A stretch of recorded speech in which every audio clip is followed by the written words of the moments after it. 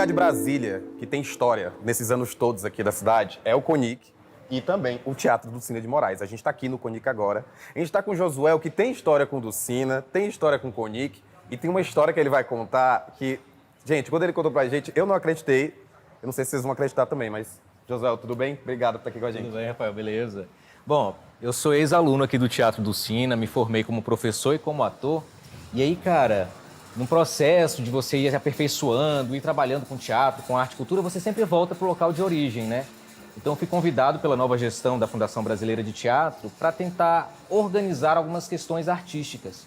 Só que aí a gente foi descobrindo coisas que ninguém estava esperando, nos subsolos e porões deste prédio, cara. A organização foi bem maior do que você pensava. Muito maior, porque de repente a gente começou a ver que havia baús, havia caixas, havia vestidos centenários e uma espécie de acervo que nós sabíamos que já existia aqui em Brasília. Mas até a gente entender por que esse acervo está aqui no CONIC, demorou um pouquinho e precisou de muita investigação. A gente está falando aí, cara, de 80 anos do teatro brasileiro que estão guardados no porão da Fundação Brasileira de Teatro no CONIC. Porque quando Dulcina veio do Rio de Janeiro para cá, ela trouxe tudo com ela. Ela veio para cá em 71, mas ela tinha acervos de 1920. Quando a gente foi abrindo os baús, vendo o que tinha dentro das caixas, como é que estava o guarda-roupa, que a gente chama carinhosamente de mausoléu, a gente se assustou e se deu conta de que tinha um tesouro realmente dentro do CONIC, e é um tesouro que fala da arte brasileira. Você falou pra mim que vocês sabiam que existia isso aqui, mas vocês tinham ideia de tudo que tinha aqui? Não, o acesso sempre foi muito restrito. Justamente porque tinha algo de valioso, a gente sabia que existia algo valioso, mas nunca se deixou olhar.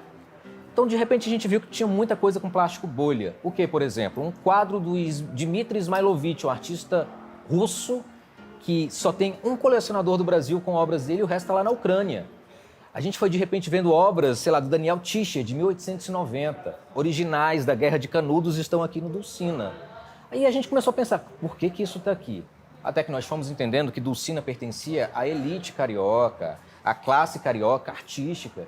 Então, toda essa coisa glamurosa do teatro do Rio de Janeiro veio junto com esses baús. Nós temos baús centenários, um salão só com quadros, sem contar nos figurinos. E aí a gente está falando de figurinos assinados por Dior, Dijon, Clodovil.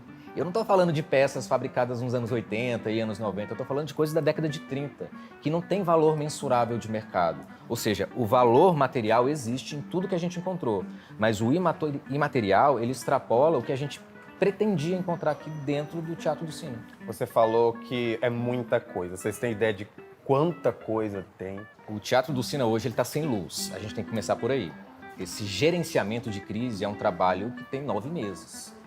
Quando a gente lida com documentos históricos, que foi a primeira parte de análise, eu tenho cartas, diários, fotografias, ofícios e memorandos que me ajudam a contar como Dulcina se articulou com os ditadores do Brasil para, dentro de um cenário que não apoiava a cultura, ela conseguir minimamente seguir o seu trabalho de teatro em Brasília. Encontramos carta de Monteiro Lobato, original a Nanquim, de 1925, que vale lembrar que essas fotos, que são de 1920 até 1992, elas estavam embaralhadas como se fosse um programa de auditório de criança. A gente teve que colocar tudo em ordem. Então é um trabalho que envolve museologia, envolve pesquisa teatral e envolve, sobretudo, uma brincadeira de Indiana Jones dentro da capital, sabe? Pessoalmente, o que é que isso representa pra ti?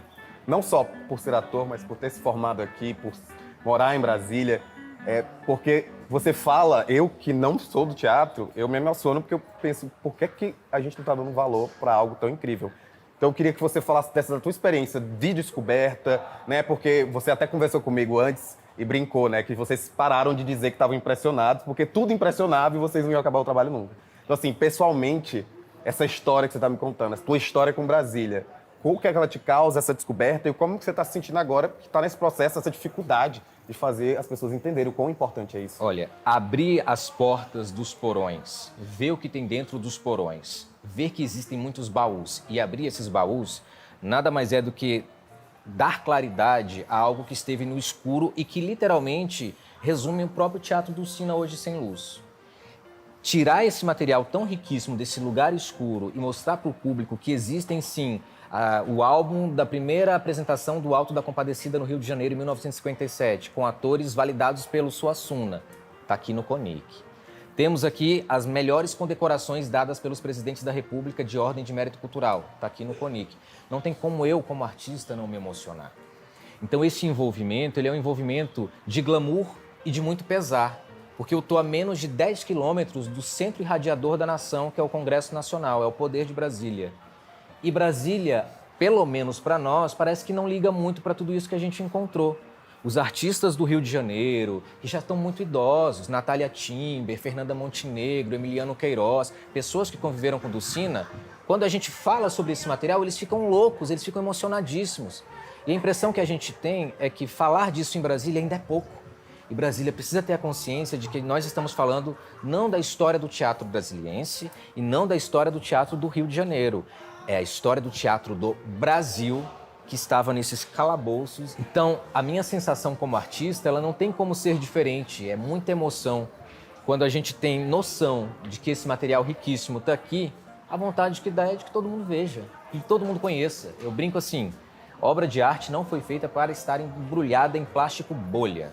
Obra de arte foi feita para o público saber que ela existe. Quando uma fundação vem à falência, que é o caso do Dulcina, que por muitos anos as pessoas pensaram que estava falido e não está, ainda está vivo. Quando uma fundação fale, é uma outra fundação que pega todo esse material. E geralmente isso é guardado em bunkers alugados, isso é guardado em galpões. Se eu não tenho isso inventariado, digitalizado, catalogado, como eu vou querer que a próxima geração saiba quem foi Dulcina e o seu legado? Não tem como, a história se perde. E a gente está aqui lutando, sem luz, sem água, mas com um tesouro que toda vez que a gente abre, a gente se ilumina de conhecimento, é para que mais pessoas saibam, para que mais pessoas conheçam. Para a gente finalizar, eu queria te perguntar, você imaginaria que viveria uma história dessa em Brasília? Jamais. Nem como aluno, nem como ex-aluno, nem como artista. Porque uma coisa é você ter o conhecimento da sua área. Todos nós queremos ter conhecimento na nossa área de trabalho. E como a gente tem feito com todo mundo que está contando história pra gente, eu peço para você dar parabéns para Brasília. Por mais que a gente esteja aqui cobrando Brasília, mas também ela merece parabéns. Eu queria que você desse parabéns para ela. Claro, e merece mesmo. Parabéns, Brasília, porque nessas 6 décadas de vida, há muitas outras décadas de quem veio para cá contar outras histórias.